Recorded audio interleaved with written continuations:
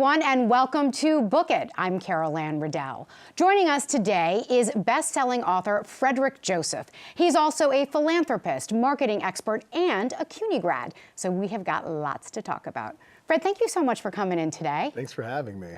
So your latest book is a collection of poetry. It is called We Alive, Beloved. It's your debut collection of poetry, I should add. Yeah. I really enjoyed it. I read the whole thing in one sitting. Really? I sure did, yes, absolutely. You cover a lot of topics in your poems, from racism to relationships to your dog. Right, right. What made you turn to poetry for this book? How did that come about? So it's interesting.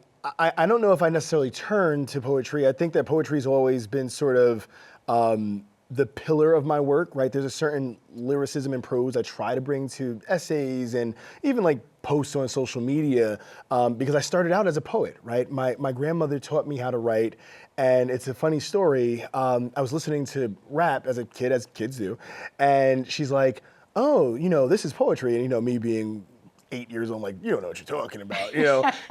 And so she's like, no, like listen to the cadence, listen to the lyrics. And so she introduced me to Langston Hughes and Gwendolyn Brooks. And I'm like, this is kind of cool, right? So I started writing poetry very young, about 9 years old. So I always knew at some point I wanted to publish a collection. I just didn't know I would ever get to actually do it. Yeah, and I read somewhere you said that poetry was the gift that your grandmother gave you. Yes, yes. Yeah. Poetry is, my grandmother gave me the gift of word. That is the magic that was her, the ability to not just craft a sentence, but to sort of have a vision of how I sort of try to string things together to make certain things happen. One of the poems in the book has gotten a lot of attention, including national attention. It is called We Cry Together. Can you tell us about that?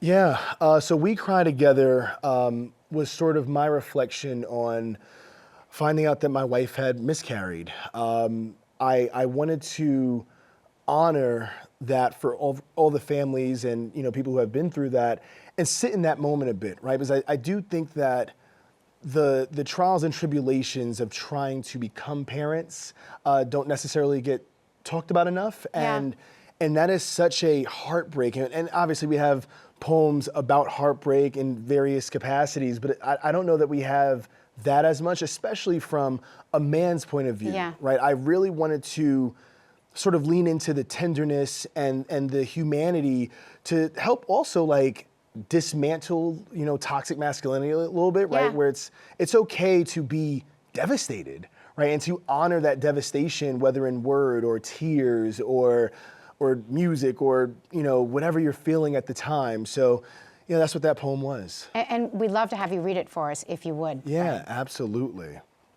From the hallway, I hear her sobbing, an ocean devouring her smile. My knuckles meet the steel door of a sterile hospital room, attempting to punch away our misfortune until I can replace it with something she actually deserves. From all of the IVF shots, the nights we debated over names, the anxiety attacks about money, and the moments we pinched ourselves at the idea of being chosen by Sadiq Joseph. How do you stitch a wound living in the syllables of a name never called? There is nothing to say when spun into a vortex of unspeakable loss. We spend weeks huddled around grief like a campfire, telling silent ghost stories about the people we stopped being just days before. Nurturing a flame so small it could be mistaken for hope. In the most somber hours when the world took its deepest breath, I sat beside her, staring at the slight crescent of her unhoused belly. For so long, I swore I heard a heartbeat, but it was actually planets collapsing in the cavities of my chest. And I wondered, how are we going to survive this? And in time, my question was answered. Together. It's so moving. It's so visceral. Thank you. Really, it's beautifully done. I appreciate that. I have to ask, how are you and your wife doing now? Because I know it's such a heartbreak. So this was now 2 years ago. Time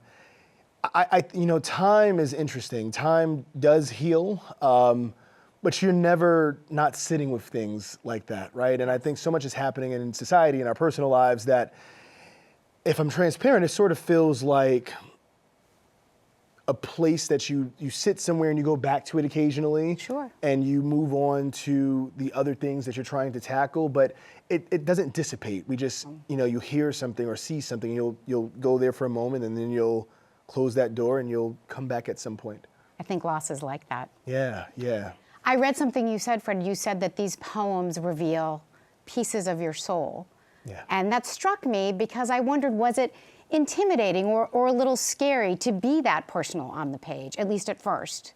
Yeah, my first book was about my experiences with racism as a 13-year-old and whatnot. So I think that was the most vulnerable I had ever been. I kind of out the gate jumped right into vulnerability, but this was a different level for me, right? This was not, this wasn't a book that was trying to help people be better or, Yes. Things of that nature. It was just me. And I felt bare at points, especially when you're reading in front of, I've done events at Lincoln Center and things like that. And, you're like, oh, there's 300 people here reading about, me and my mom or me and my wife. And yeah, but it's a beautiful thing because you can see in people's eyes that they relate. That they connect, right? Right, and you feel less alone for that. So Fred, you mentioned your first book. We mentioned before that you've written a number of books. The first book was The Black Friend on Being a Better White Person. It's described as a young adult book, although it seems to me that it's a book for every age. I agree.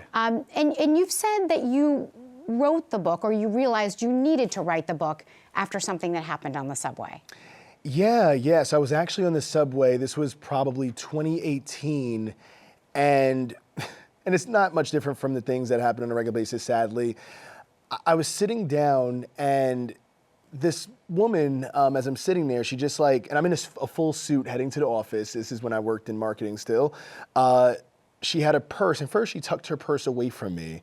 And then she looked at me and I put my headphones on, I'm listening to music, and there was a seat on the whole other side of the train. She looks at me and just gets up and is shaking and moves at the idea of me as a black person sitting next to this, white woman frightened her beyond belief. And so I remember posting about it on Twitter because, Twitter at the time was the town square. And I was like, oh my God, I can't believe this racism. And you had thousands of black and brown people who were like, yeah, I hate when that happens, and it happens to me constantly, so on and so forth. And thousands of white people saying, how is that racist?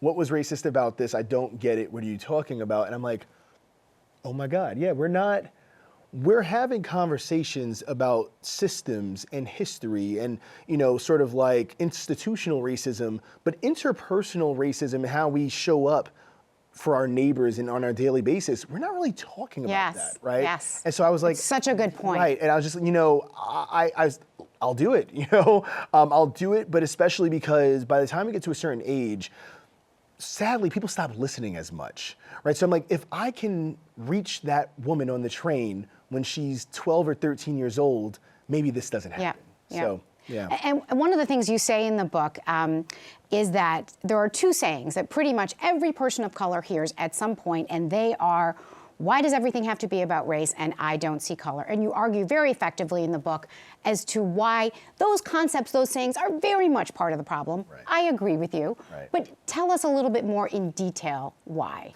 I mean, the reality of it is when people say something like, I don't see race is one of the pillars of this nation, right? Race is one of the pillars of most societies. And to say that you don't see race doesn't absolve anyone but yourself of the things happening in relation to race, right? Mm-hmm. It'd be no different than right now if you said, I don't feel comfortable jogging in Central Park at night. And I'm like, well, I don't see sex, and therefore I don't understand what you're saying, right? I have to better show up for you as a friend, if I'm trying to be an ally or accomplice to women, understand why it is that you might feel unsafe. Because if I can understand that, then I can help facilitate a potential world where you don't have to feel that way. Mm-hmm. But if I refuse to see it, the only person I'm helping is myself. You still have the same issue, right?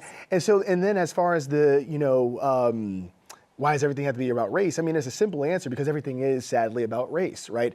Race was created so that everything could be about race. The concept of race is actually a fairly new concept in history, right? Race was actually literally created to delineate who is and who isn't human at first, right? And who's worth and isn't worth being owned or, having property and able to vote and things of this nature. And so to try to suddenly snap your finger and say that this isn't— It doesn't exist. Exactly, that our society isn't based on this, again, it doesn't benefit anyone but you, right? To have the honest conversations and lean into the uncomfortability of the realities of our world is how we actually begin to change our world. Yep. And The Black Friend became a bestseller. Yeah, The Black Friend became an instant New York Times bestseller, out the gate. Exciting. Yeah. So I want to switch gears for a moment because we should mention that you are part of our CUNY family. Yes, You are a Hunter grad. So how did those years influence your work, your writing? Yeah, so it's so funny. So I'm a Hunter grad. I was actually on Hunter's student government, and I actually was a night school kid. I worked during the day, and so I was in my 20s going to school at night. And I actually felt like it influenced my time there in a beautiful way because I got to really appreciate being at Hunter. I wasn't just sort of zipping through and being young. I was like in classes with people who were in their 40s and 50s, and I'm 20, 19, and the perspective that I'm getting is just wonderful. And I think it actually influenced my writing a great deal because it helped teach me to slow down. Right? Yeah. I think when you're young, not everyone's the same, but a lot of people when you're young, everything is, I got to get to this, I got to do that, I want to do this, fast, and then— We're all trying to grow up so quickly, right? And then you grow up and you're thinking— Right, and if you do it right, the older you get, the more pensive you become, right? And so spending time in class, especially, I study political science, so we're in classes ruminating on the big issues of the world and our, our society, and the person next to me is 50 years old, and I'm 20, and we're just in conversation about everything. Yeah. So a lot of my writing, I think, especially early on, may have been a bit advanced for my age, right? As I wasn't writing about sort of like, hanging out and, things like that. I was like, so the world and, So speaking of writing, what is next for you? You have another book coming out. Yeah. And so knowing I was going to be here on CUNY TV, and I haven't even done a cover reveal for this yet. Okay, big moment, everybody. Yeah. So I brought you a copy of my— Pass it over to you. Yes. So this is my debut YA novel, This Thing of Ours, and it's a pretty timely book in that it actually is centered around book bans. So it is a narrative that focuses on 3 young students in a writing program, and they're trying to use their ability on the page and the platform of the main character, who's a former athlete, to combat book bans, combat curriculum bans, and help save one of their teachers who's sort of like under fire because of the culture wars, if you would. All right, very interesting. Well, I look forward to that one. Absolutely. So one other aspect of your career I want to touch on. So you're also a marketing expert. You were in Forbes 30 Under 30, right? For marketing and advertising. This is 2019, do I have that right? But you also sort of famously started the Black Panther Challenge. Yeah. So can you tell us about that quickly? Yeah, so the Black Panther Challenge was this effort to take children who didn't necessarily have the resources to see Black Panther in movie theaters to see the film, right? It was a simple concept, and it came out of this moment with my younger brother, who's significantly older now, but he was at the time, I believe, 7 or 8 years old, and he saw the trailer for Black Panther, and he's just like, enamored. Yeah. Like, okay. We are home.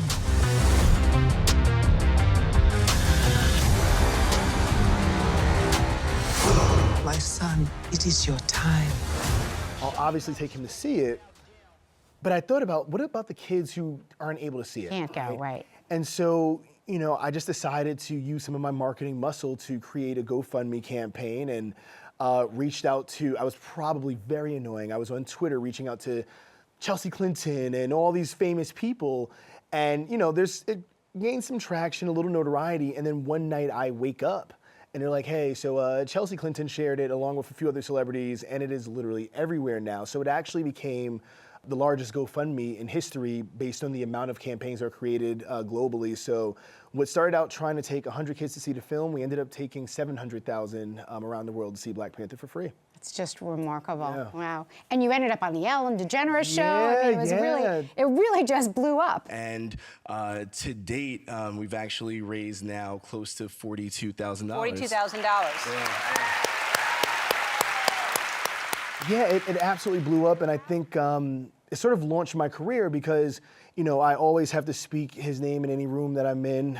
Chadwick Boseman reached out to me as this was all happening, the late dear Chadwick Boseman, and asked me, well, besides, this and, community organizing, what do you do? I'm like, well, like at that point, like the Black Panther's asking you what you do. So I'm like, well, I'm a writer. I write on the side, and I hadn't been published or anything like that. He's like, okay, send me something. I was like, okay. Next thing I know, HuffPo had reached out. Hey, you want to write about, representation? And then things kind of snowballed from there. That's really exciting. Yeah. That's really good. See, all out of a good deed as well. Right. Fred, I'd like to end with another one of your poems, if you would read it. I just was so moved by the poem that you wrote for your wife. It's called In Another Life. Yes. When my pulse fades, I'll chase the silhouette of you swaying to music, knowing our song is next to play. And if I can no longer see or hear, I'll follow the scent of your perfume, knowing the sweetness of your skin. Through the doors where time is hushed, I'll search for the trail of your laughter, tracing it back to the moment we met, when I first held the horizon line of your hands, rested in the sanctuary of your voice. When my breath grows thin, find me waiting for you on a street, lined with magnolias, unchanged in essence, and yet new. You'll know it's me as you walk closer. Listen for the sound of my heart skipping a beat. That is just lovely. It just choked me up. Thank you. Really. I have to ask, did she just love it? I don't think she's to this day sort of used to sort of the public side of things. So she loves it. But the fact that occasionally I've had to read it to her in front of like hundreds of people. Yes. Yeah. She loves it. It's a moment. It's a moment. Yeah, absolutely. It's really beautiful. Yeah. Fred, thank you so much for all this time. Gosh, it was such a pleasure. Thank you for having having me. me. Chat with you. Thank you. Next, let's head to our podcast studio to see what Isabel Ortiz has for us in Breaking Books.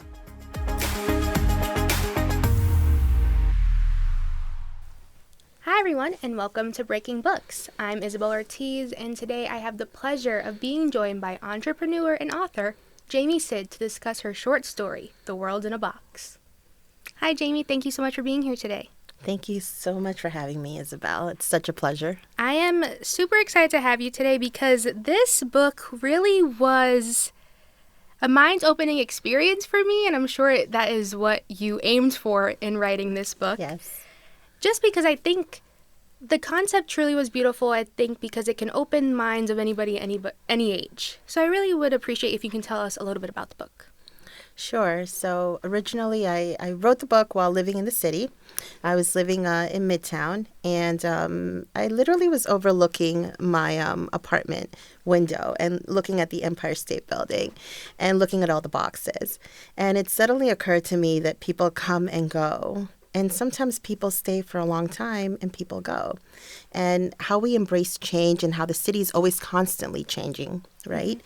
And that's how the whole creative process started with this story. But also how sometimes we battle change.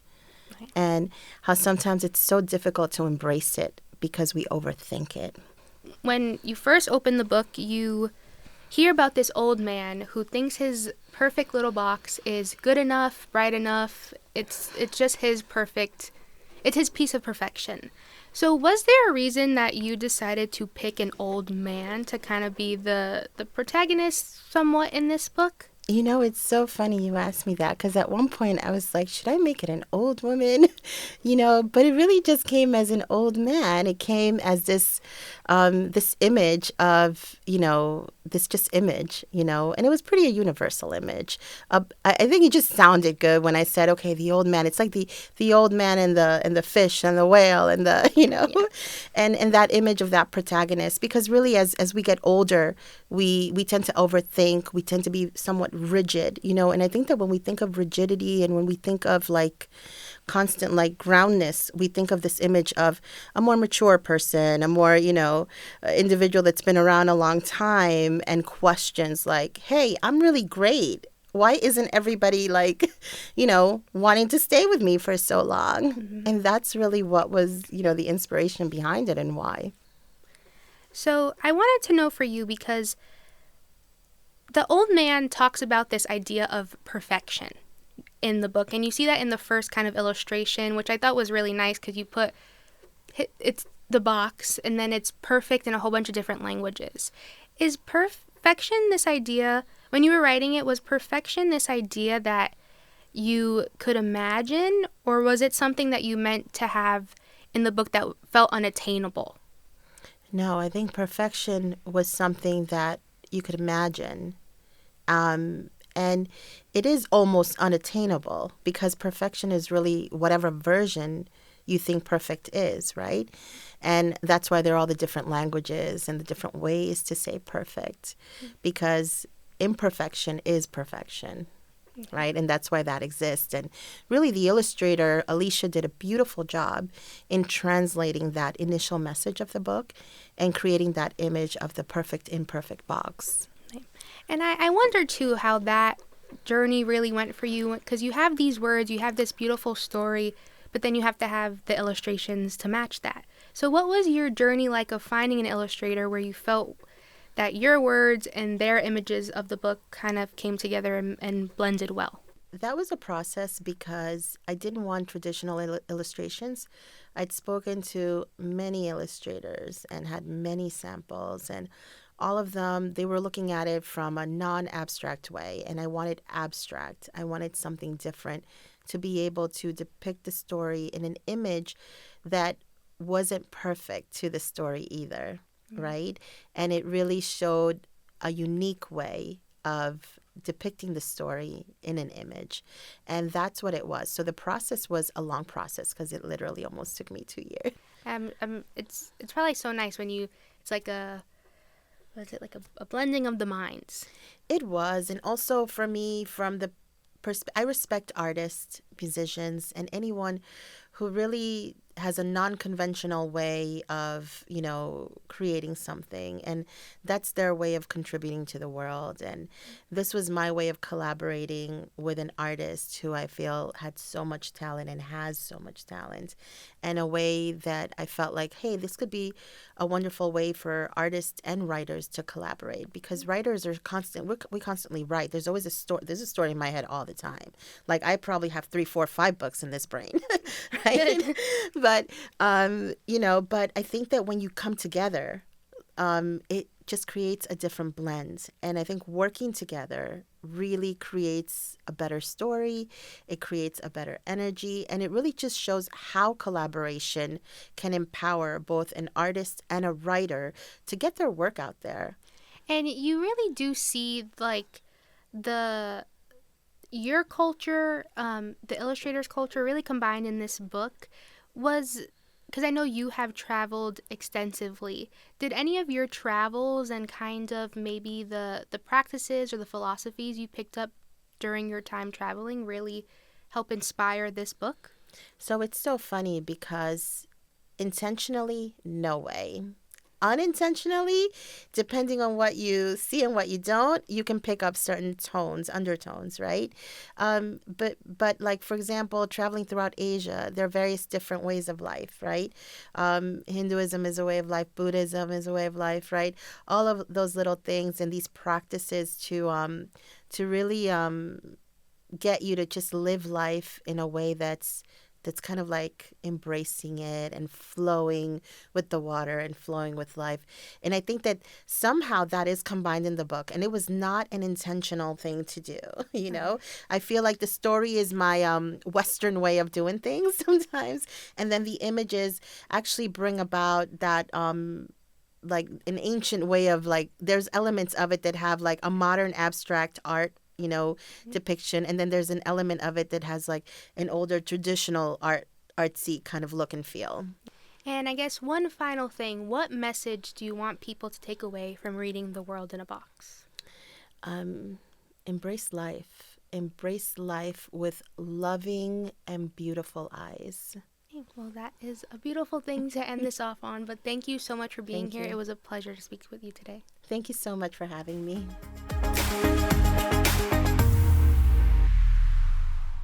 And now it's time for Uncensored. Author and columnist Linda Stasi is back, and as always, she has plenty to say about what she's reading.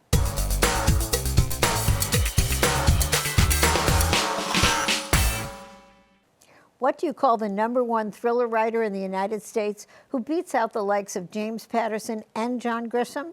You call her Doctor. That's what. I'm talking about Freida McFadden, or the writer whose pen name is Freida McFadden, but whose patients know her by her real name, which, by the way, she's careful to keep a secret. She is a brain injury doctor by training and an author by choice. Well, not just any author, but one who's sold 10 million books. What makes McFadden even more astonishing is that not only has she done the impossible by crossing over from medicine to fiction, but she did it by self-publishing. Nobody can do that. I just finished McFadden's The Boyfriend, a mystery thriller about a 34-year-old woman and her 2 girlfriends looking for love in New York City. Think of it as a kind of Sex and the City, but with a serial killer.